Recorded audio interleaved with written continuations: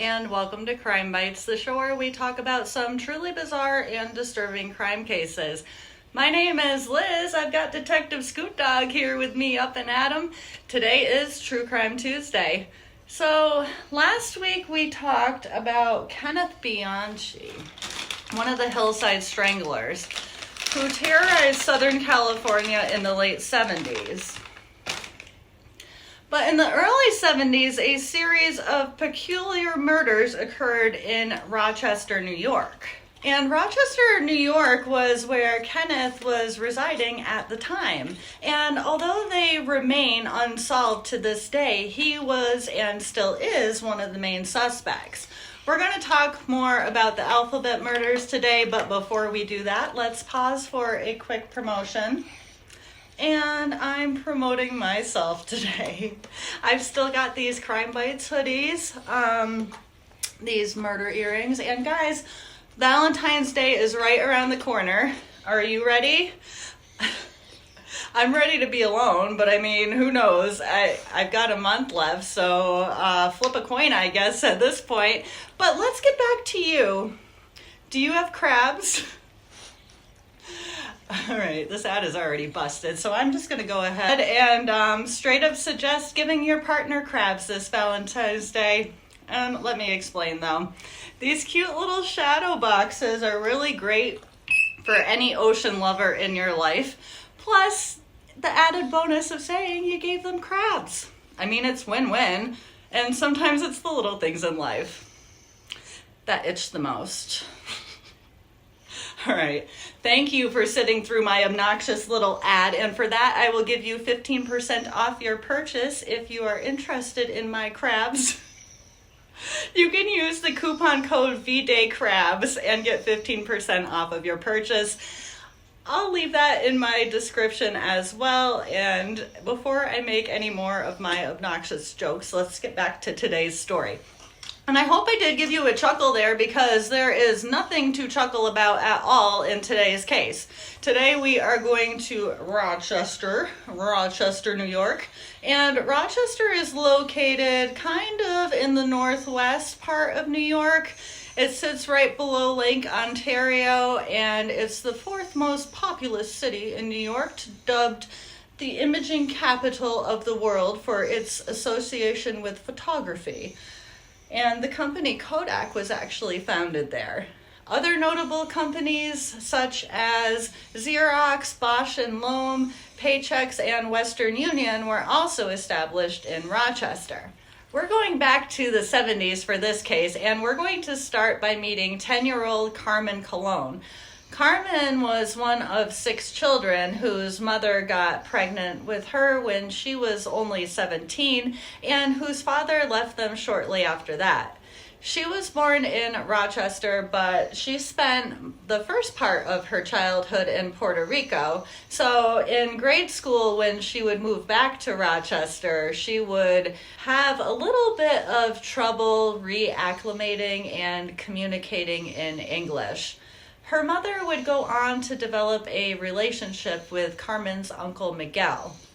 She would suffer from night terrors her entire life, basically nightly, and there wasn't really anything that anyone could do for her. And her parents only lived about 10 minutes away from her grandparents, so she would end up spending a lot of time at their house. And by the fall of 1971, she was spending more time at her grandparents' house than she was at her actual home. On November 16th of 1971, Carmen would walk to Jack's Drugs to pick up a prescription for her grandfather. At around 4:30, she would arrive, but would not stay when the pharmacist told her that it would take around a half hour to fill the prescription. And side note, why does it take so freaking long? Anyways, Carmen would blurt out that she had to go. She would get into a nearby car, according to a witness. But when Carmen didn't return home, her mother would get worried, obviously, and call some of Carmen's uncles to help look for her. When they couldn't find her, she would file a police report at around 7:30. The police would search the area and would find no trace of her. And then on November 18th, Carmen's body was found against a boulder by the side of a road in a small town called Churchville, roughly 15 minutes away from Rochester, by two boys riding their bikes. And at first they thought it was some broken doll, but unfortunately it wasn't. She only had on shoes, socks, and a sweater. She was raped, beaten, and strangled. And her uncles would say she still had dried tears on her cheeks when they went to identify her body. At 5:30 p.m. on the 16th, several motorists would see Carmen running away from a vehicle as if she was asking for help, but no one stopped. This would come after she was found murdered, and the witnesses who did come forward said that it appeared as if she was in a fight with her parents or a family member and was trying to run away, and they grabbed her. The car was actually identical to one that her uncle or stepfather figure, Miguel, had just purchased, and her hair and doll were found in his car, but he was like her foster father, essentially, so that was to be expected. What was very curious was that it was very obvious that the car had been extensively cleaned, and it was only a few weeks old. It was so curious that the detectives would ask the dealership if it was their work, and it was not, meaning that for some reason Miguel had done an extremely thorough cleaning job with his new car. And he would also freak out and flee when he was questioned about his involvement 4 days after she was found. He would end up traveling from Syracuse to New York City and then run off to Puerto Rico, where he would hide out for a couple of weeks, literally in like the jungle area there. And while he was basically fleeing, he would tell one of his friends that he did something really bad in Rochester and he needed to leave the country. The police would chase him to Puerto Rico, and eventually he would agree to be extradited back to Rochester to be questioned. However, he was unable to provide any sort of alibi, and no one could say where he was on the day Carmen disappeared, but there was also no physical evidence to link him to the murder either, and the case ended up going cold.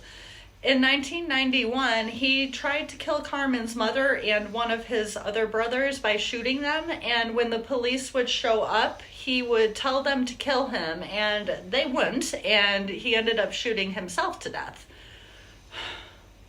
In 1972, there were 5 large billboards put up, and they were donated by a billboard company with a picture of Carmen that read, "Do you know who killed Carmen Colon?" There was a $6,000 reward that was raised for information leading to her killer's arrest, but still no arrests were made. After a year had passed, the people of Rochester would kind of relax a little bit and assume that this was just a really terrible isolated incident, until April 2nd of 1973, when Wanda Walkowicz would go missing. Wanda was a sweet little 11-year-old whose father had died of a heart attack when she was only 6. Her mother would have to move herself, Wanda, and Wanda's little sister from their house into a small apartment. When this happened, and just getting by became overwhelming, and she ended up turning to alcohol to sort of, numb that feeling, which, if you know, that really only makes things worse, the poor woman. She would end up becoming a regular at pubs, and sometimes she would even bring along her daughters, which is better, I guess, than leaving them home, but eventually she would end up meeting a man, and he would move in with her, and they would have another little girl together. Wanda was described as hardworking and well-liked in school, although she would miss a lot of days. 57 days that year, but she was actually still doing very well with her work. One of her teachers would say that she had a strong sense of responsibility at home, very much so for an 11-year-old. And on April 2nd, she was coming home with a really good report card. She would get home and then be asked to go to the market for a few things. for dinner and diapers for her new baby sister. And she was coloring in a coloring book, but she was just really sweet and agreed to get up right then and get them. And she and her sister usually took turns doing this, and she would kind of go out and see some of her friends, but they were going to a different store. She would get to the store and get all her groceries, and the bagger would try and bag it all into just one big bag for her. And she would attempt to carry it, but was having some trouble. And a lady who used to babysit for her at a pub nearby would see Wanda walking by with a large bag of groceries, and she was struggling with the weight of the bag.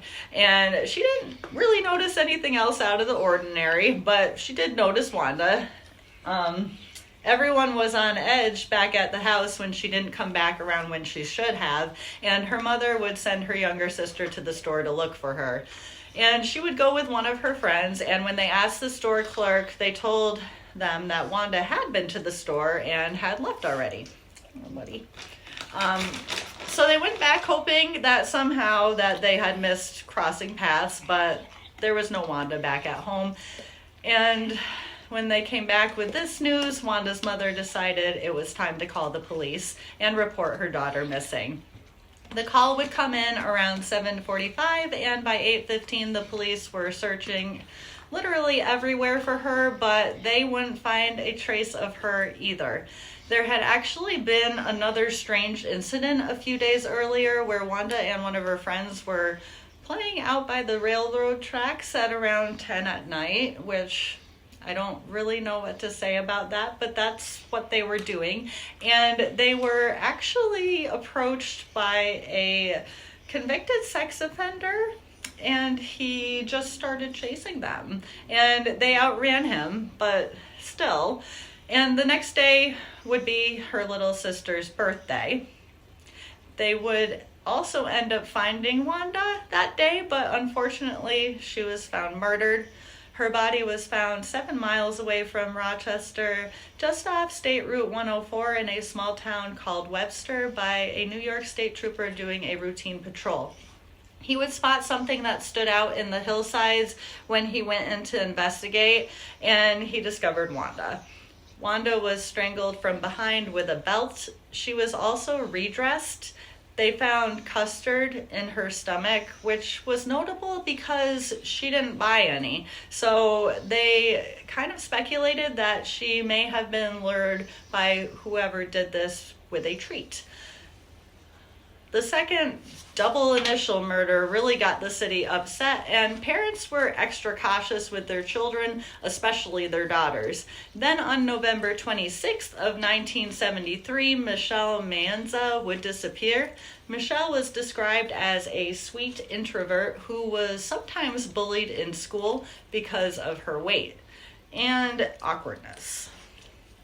She had 2 younger sisters and 2 brothers, but her parents were divorced, so her brothers lived with their father, and she and her sisters lived with their mother.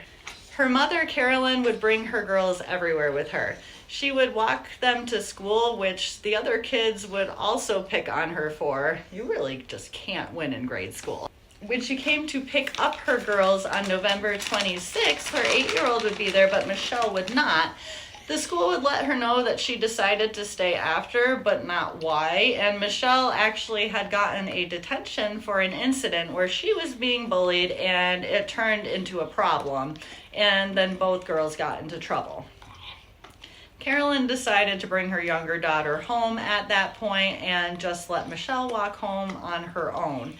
She would start home at 3:15, but she decided to stop at the Super Saver because her mother had left her purse there the past weekend, so she figured she would do something nice and go get it for her. Michelle's uncle on her father's side owned a gas station on a road that Carolyn would walk by every day with her daughters, and that day he remembers seeing Carolyn and her 2 younger girls go by, but not Michelle. And so he figured he would see her at some point, but he never did. And at 5, when Michelle wasn't back, she would call the police. She really didn't think that Michelle would go away with anyone. I mean, she had talked to her daughter about those sorts of things. Either way, she just had this overwhelming sense that Michelle had met a terrible fate, and she ended up having a breakdown and needing to be hospitalized because of this. The next day was Michelle's birthday, and all everyone could do was hope that MM wasn't going to be another double initial murder. Unfortunately, the day after that, she was found just 20 miles from Rochester in a small town called Macedon. I don't know quite how to pronounce that. She was fully clothed, but also sexually assaulted and strangled. She was also strangled from behind with some sort of object. They did pull a fingerprint from her boot and jacket and discovered some white cat hair on her clothes, which was significant because they had also discovered some on Wanda's clothes, and neither of these girls had white cats. Reported sightings of Michelle would come in after this. One woman claimed to see Michelle and a man at a hamburger stand. The man would go get a burger and bring it back to the girl in the car. This is significant because they found traces of hamburger and onions in Michelle's stomach, indicating that she had eaten a hamburger about an hour before she was murdered. This was probably a legitimate sighting, and the lady got a pretty good look at the man. He was around 6 feet tall, not too heavy, and had dark hair. They were able to draw this composite from her full description, and let me just put Kenneth Bianchi next to it for a second. Okay, so that's what the guy looked like. Another witness would come forward saying that he had stopped to help a man with a flat tire, and when he did, he noticed that the man was holding a young girl by the wrist and kind of inched her behind his back in front of his license plate. The man with the flat would proceed to just glare at the first man who had stopped to help until he felt compelled to drive away. The girl would also match Michelle's description, and this also occurred around a mile from where her body was found. And then the killing stopped. Just 3 children, all with double initials, dumped in a town that started with the same letter as their names, indicating that the killer deliberately picked them partially because of their names. On top of this, the girls were all living in a single-parent family for the most part. They had some sort of learning disability or needed help in that area and were Roman Catholic. So although this case is cold and unsolved, let's look at some of the suspects. Miguel Colon did return and wasn't charged, so he could have been responsible for the other 2 murders. There are a few differences in Carmen's case, such as there weren't any white cat hairs on her or food in her stomach like the other 2 girls had. She was also strangled manually from the front, which is more personal than the way the other 2 girls were strangled from behind and with an object. Because she was the first victim, it could have been Miguel, and then someone else killed the other 2 as some sort of copycat, which is a theory that a lot of people believe. When Carmen was spotted running away from the car, the man in the car ran after her, which leads some people to believe that she knew him, because if she didn't, why did he risk chasing her? I mean, maybe he was that crazed though, so I guess I could see it either way. And it is possible that Miguel killed the other 2 girls to try and put the attention off himself, making it look like it was some random serial killer, effectively becoming a serial killer. I don't know, that one doesn't quite hit for me, but I do see how Miguel could definitely have been responsible for Carmen's death. Another person of interest was a firefighter named Dennis Termini. Dennis was a serial rapist who was dubbed the Garage Rapist. He committed at least 14 rapes from 1971 to 1973. He owned a vehicle similar to the one seen in the abductions. Hey, buddy. And 5 weeks after Michelle's death, Dennis had tried to abduct a teenage girl at gunpoint but had to flee when she wouldn't stop screaming. And shortly after that, he attempted to abduct another teenage girl but was intercepted by the police and shot himself instead. His body would be exhumed to test his DNA against the DNA that they found on Wanda, and it was not a match. Apparently there isn't DNA available for testing for Carmen or Michelle, even though there was semen found on at least Michelle, so I don't know what went wrong there, but there has not been a positive match against the DNA sample that they do have to test from Wanda's body. Dennis also did have white cat hair on his clothes and in his car. Aside from his DNA not being a match, he typically attacked girls who were around 16 to 18 years old and left them alive. So raping and murdering younger girls doesn't seem like his MO. There ended up being 2 serial killers who may have ultimately been responsible for these murders. Kenneth Bianchi, who we mentioned before, the Hillside Strangler. We talked about him last week. He was one of the suspects. He moved out to LA in 1975, so a little over a year after the last Alphabet murder. He was an ambulance driver and an ice cream vendor while he was living in Rochester. And remember, Wanda had some ice cream or custard-like treat in her stomach. After he was caught for the Hillside Strangler murders, he was considered as a suspect, but even before then, he was complaining about being a suspect to a woman that he was courting. Apparently, his DNA was tested in 1984, and it was not a match to the DNA found on Wanda. Oh man, look at that composite again. He also drove a car that was similar to the car cited at the abductions. He vehemently denies any involvement, but remember how he lies. The second possible serial killer in question is Joseph Naso. I like nasty. He was convicted of 4 murders in California as well by strangulation from 1977 to 1994. And what is more significant about these murders is that each woman he killed had double initials, just like the girls in Rochester. He murdered Roxanne Raganesh, Pamela Parsons, Tracy Tafoya, and Carmen Colon. Yes, the exact same name as the first child victim in Rochester. So there is a second Alphabet murder case, although this one has been solved, and Joseph actually lived in Rochester during the early 1970s. He was sentenced to death for these killings, and his DNA was not a match to the DNA from Wanda's body either. So these were the main suspects, and like I said, no matches to the DNA from Wanda at all. But what do you guys think? It's insane to me that 2 serial killers were living in Rochester during that time, and neither of them hit with the DNA. I don't know.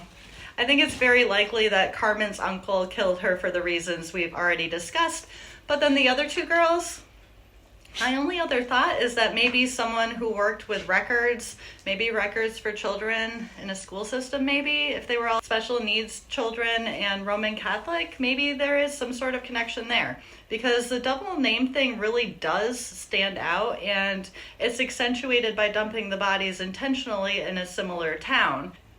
Investigators would say that victims being selected due to their initials was unlikely at first glance. It appears that these were all chance abductions.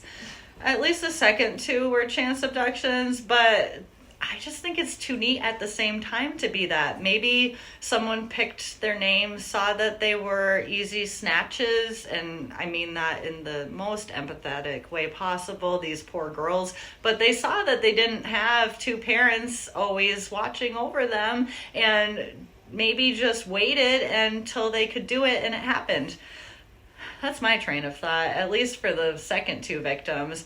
And that's all I've got. If I've missed anything key, feel free to leave it in the comments. I'm not a huge fan of unsolved cases. I like things to be resolved. I think this is actually the first one that I've covered. And oh, Micah Miller.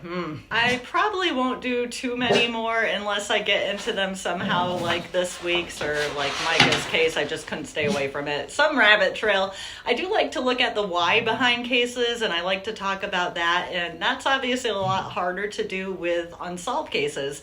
Not impossible, though. This one was really interesting. What do you guys think? Who is responsible? I have no idea. But let's get Scoot Dog back over here. Hey, buddy! I might overfed him the bacon. All right, yeah. You can't overfeed this thing bacon. You kidding? Here we go. Let's do our real facts. Come here. I think the people want to see the face. Come here. Oh, you? Wonderful. There we go. All right. Let's see. Today's real fact is going to be, I guess not to make assumptions before hearing a whole story in anything in life really, but this one, I don't know. I really thought it had to be Kenny before I really dove in. Mr. Kenneth Bianchi, Mr. Artist Sketch Doppelganger. But after doing a little bit more research, I have no clue. I still think it could be, but wow. This one really got to me. And for today's positive highlight, I really had no idea what to pick. So I'm going to highlight an organization that you've probably heard of before, St. Jude's. I'll leave a link in my description, but if you don't know the name, St. Jude's is a pediatric research hospital that does a lot of work to fight cancer in children. It is actually the first and only National Cancer Institute designated comprehensive cancer center devoted solely to children. And that's a freaking mouthful, but it's great. And they don't only work with cancer, they tackle some of the hardest pediatric cases in our country, including blood disorders, neurological disorders, and infectious diseases.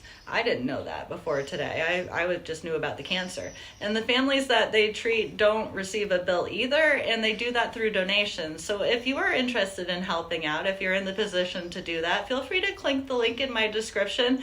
And when you're done with that, click the link below that to browse my selection of crabs. Can't help myself. Rah. There he is. There's the bull terrier face. Ah! One good bull terrier face for the crowd pleasing smile. All right. And I was toying with doing Joseph Nasty's case next week. All right, go bark at things. But I might need to get off this rabbit trail that I found myself on, so we'll see. I'll leave Kenneth Bianchi's case up here if you didn't catch it. And until next week, please stay safe out there. Bye.